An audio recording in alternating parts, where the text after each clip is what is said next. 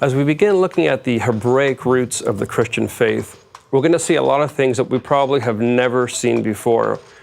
So often we look at Jesus through our Western eyes, and we can't help it. It's the perspective that we have because that's where we live.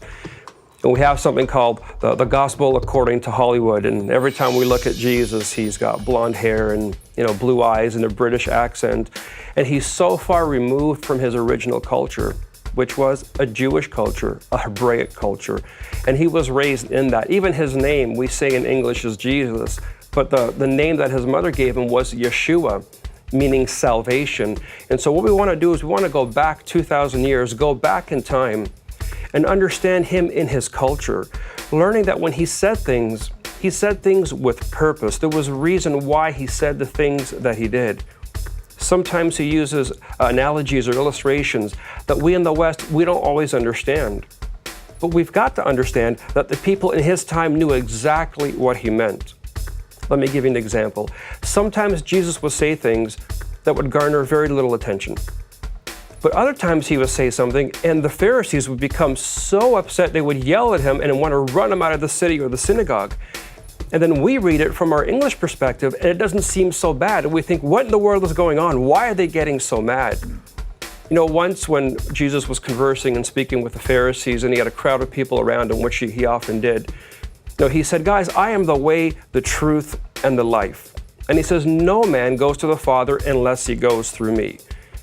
And for us as Christians in the West and outside of the land of Israel, that's become one of the staple statements of Christianity. Jesus is the only way. He is the truth and he is the life. And it's beautiful, and you might have a nice painting on your wall of your office that has that Bible verse, but what did it really mean? What was he saying to the people at the time? In the first century, we had the temple that stood. But before that, if you go back even another 1,000 years to the time of Moses or even longer, we had the tabernacle, and it was a mobile church kind of, if you will. It was a mobile worship center. After God delivered them from Egypt and they were going through the wilderness, they would just set up this tabernacle.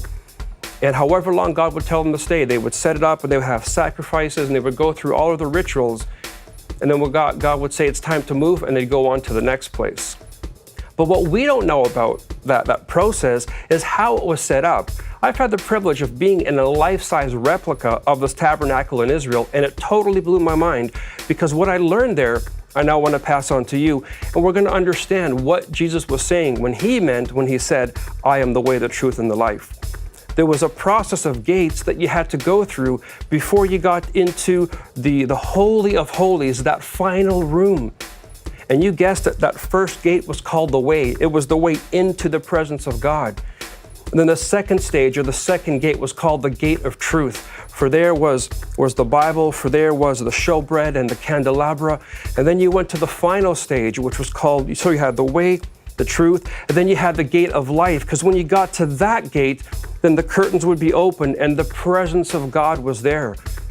So what was Jesus saying? He says, I am the access to the Father.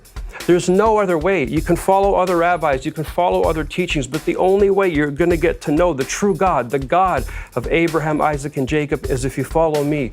Because I'm the way, I'm the truth, I'm the life. I know the Father. I can take you into his presence. May we all be ready to walk into his presence. I'm Joe Amaral.